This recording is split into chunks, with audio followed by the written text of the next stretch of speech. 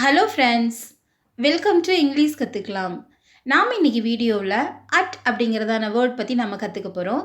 குறிப்பிட்ட ஒரு இடத்தை பற்றி நம்ம பேசும்போது நம்ம அட் பயன்படுத்தி பேசணும். அதே மாதிரி ஒரு குறிப்பிட்ட நேரம் அல்லது காலம் குறித்து நம்ம பேசும்போதும் நம்ம அட் பயன்படுத்தி தான் நம்ம பேசணும். நான் வீட்டில் இருக்கிறேன். நான் வீட்டில் இருக்கிறேன். இந்த சென்டென்ஸில் நம்ம எங்கே இருக்கிறோம் அப்படிங்கிறத நம்ம குறிப்பிட்டு சொல்கிறோம். ஸோ அதனால் நம்ம எப்படி இதை இங்கிலீஷில் சொல்லணும் அப்படின்னா, I am at home. I am at home. நான் வீட்டில் இருக்கிறேன். இப்போது குழந்தை பள்ளியில் உள்ளது. குழந்தை பள்ளியில் உள்ளது. இந்த சென்டென்ஸை நம்ம எப்படி இங்கிலீஷில் சொல்லணும் அப்படின்னா, the baby is at school. பூனை வாசலில் உள்ளது. பூனை வாசலில் உள்ளது. இப்போ அந்த பூனை எங்கே இருக்குது அப்படின்னா, கரெக்டாக நம்ம ஒரு இடத்த குறித்து சொல்கிறோம். அது வாசலில் தான் இருக்குது அப்படின்னு நம்ம சொல்கிறோம் இல்லையா? சென்டென்ஸை நம்ம எப்படி இங்கிலீஷில் சொல்லணும் அப்படின்னா, the cat is at the door. The cat is at the door. பூனை வாசலில் உள்ளது. நெக்ஸ்ட் ஒன் பாருங்கள். நான் மாலையில் இருப்பேன். ஈவினிங் அந்த இடத்துல இருப்பேன் அப்படின்னு சொல்லி நம்ம குறிப்பிட்டு ஒரு நேரத்தை குறித்து நம்ம சொல்கிறோம் இல்லையா? ஸோ நான் மாலையில் அங்கே இருப்பேன் அப்படின்னு நம்ம சொல்கிறத நம்ம எப்படி இங்கிலீஷில் சொல்லணும் அப்படின்னா, I will be there at evening. I will be there அப்படின்னா நான் அங்கே இருப்பேன். எப்போ இருப்பேன் அப்படின்னா அட் ஈவினிங். மாலையில் இருப்பேன். இந்த இல் அப்படிங்கிறதான தமிழ் வார்த்தைக்கு இங்கிலீஷில் தான் அட் அப்படின்னு சொல்லுவோம். நெக்ஸ்ட் ஒன், நான் மாலை 5 மணிக்கு வருவேன். நான் மாலை 5 மணிக்கு வருவேன். நம்ம கரெக்டான டைம் சொல்லி நான் இந்த டைமுக்கு நான் இங்கே வருவேன் அப்படின்னு நம்ம சொல்லும் பொழுது இதை நம்ம எப்படி இங்கிலீஷில் சொல்லலாம் அப்படின்னா, I will arrive at 5 PM. I will arrive at 5 PM. நான் மாலை 5 மணிக்கு வருவேன். நெக்ஸ்ட் ஒன், கூட்டம் காலை 10 மணிக்கு தொடங்குகிறது. கூட்டம் காலை 10 மணிக்கு தொடங்குகிறது. இதை நம்ம எப்படி இங்கிலீஷில் சொல்லணும் அப்படின்னா, the meeting starts at 10 AM. Next one, நான் இப்பொழுது வீட்டில் இருக்கிறேன். யாராவது நம்மக்கிட்ட நீங்கள் எங்கே இருக்கீங்க அப்படின்னா, நான் இப்போ வீட்டில் இருக்கிறேன் அப்படின்னு நம்ம சொல்லுவோம் இல்லையா? ஸோ அதை எப்படி இங்கிலீஷில் நம்ம குறிப்பிட்டு நான் இப்போது வீட்டில் இருக்கிறேன் அப்படின்னு சொல்கிறத நம்ம இங்கிலீஷில் எப்படி சொல்லணும் அப்படின்னா, I am at home right now. I am at home right now. நான் இப்போது வீட்டில் இருக்கிறேன். நெக்ஸ்ட் ஒரு சென்டென்ஸ் பாருங்கள். அவர் உங்களுக்காக காஃபி ஷாப்பில் காத்திருக்கிறார். அவர் உங்களுக்காக காஃபி ஷாப்பில் காத்திருக்கிறார். ஒரு நபர் வெயிட் பண்ணுறாங்க. அவங்க கரெக்டாக அந்த இடத்த குறித்து இந்த இடத்துல உங்களுக்காக அவங்க வெயிட் பண்ணிகிட்ருக்காங்க அப்படின்னு நம்ம சொல்லும் பொழுது எப்படி அதை இங்கிலீஷில் சொல்லலாம் அப்படின்னா, he is waiting for you at the coffee shop.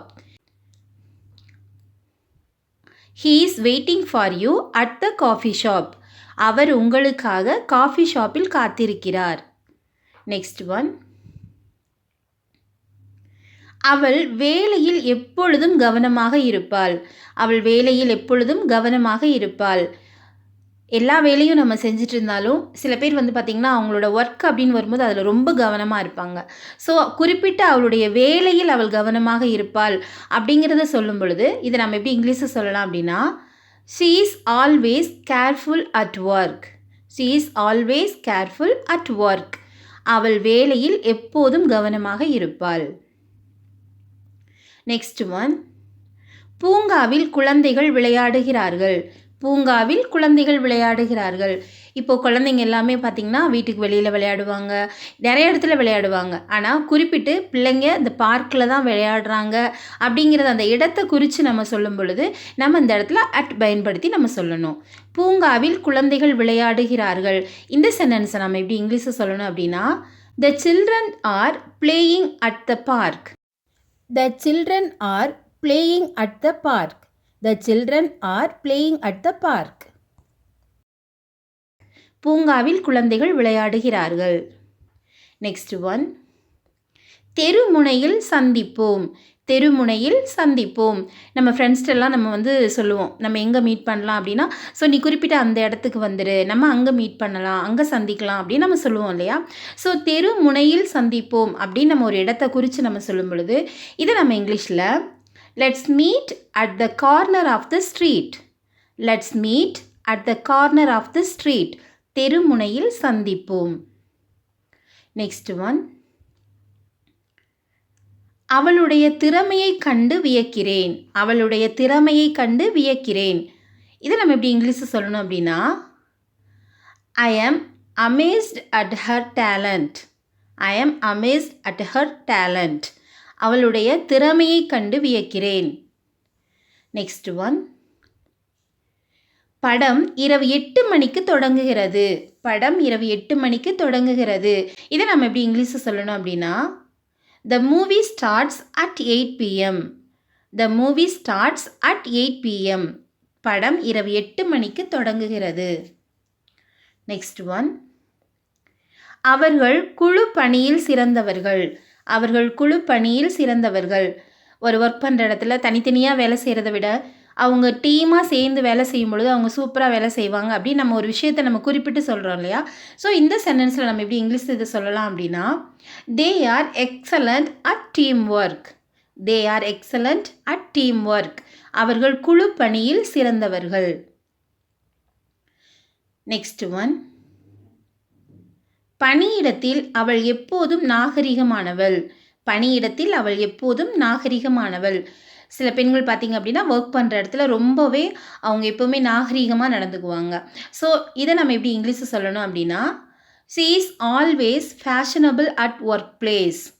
she is always fashionable at workplace. பணியிடத்தில் அவள் எப்பொழுதும் நாகரிகமானவள். Next one.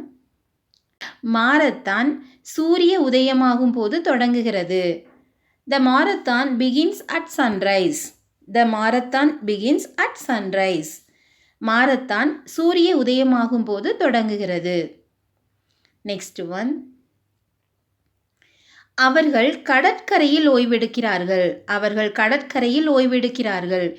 இந்த சென்டென்ஸை நம்ம எப்படி இங்கிலீஷில் சொல்லணும் அப்படின்னா, they are relaxing at the beach.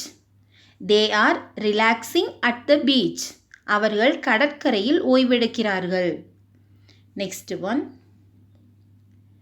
காலை 9 மணிக்கு கடை திறக்கப்படும். காலை 9 மணிக்கு கடை திறக்கப்படும். இது குறிப்பிட்ட ஒரு டைமை சொல்லி நம்ம சொல்கிறதுனால இது நம்ம எப்படி இங்கிலீஷில் சொல்லலாம் அப்படின்னா, the store open at 9 a.m. the store open at 9 a.m. காலை 9 மணிக்கு கடை திறக்கப்படும். ஓகே ஃப்ரெண்ட்ஸ், நம்ம எங்கெல்லாம் ஒரு குறிப்பிட்ட ஒரு இடத்தை பற்றியும் ஒரு காலம் நேரம் பற்றி நம்ம பேசும் பொழுது நம்ம அந்த சென்டென்ஸில் நம்ம அட் பயன்படுத்தி நம்ம பேசணும். இந்த வீடியோ கண்டிப்பாகவே உங்களுக்கு ரொம்ப யூஸ்ஃபுல்லாக இருந்திருக்கும் அப்படின்னு சொல்லி நான் நம்புகிறேன். இந்த சேனல் இப்போதான் நீங்கள் ஃபர்ஸ்ட் டைமாக பார்க்குறீங்க அப்படின்னா மறக்காமல் சேனலை சப்ஸ்கிரைப் பண்ணி வச்சுக்கோங்க. வீடியோ உங்களுக்கு பிடிச்சிருந்துச்சு அப்படின்னா லைக் பண்ணுங்கள். உங்களோட ஃப்ரெண்ட்ஸ்க்கும் நீங்கள் ஷேர் பண்ணுங்கள். Thank you friends. தேங்க்ஸ் ஃபார் வாட்சிங்.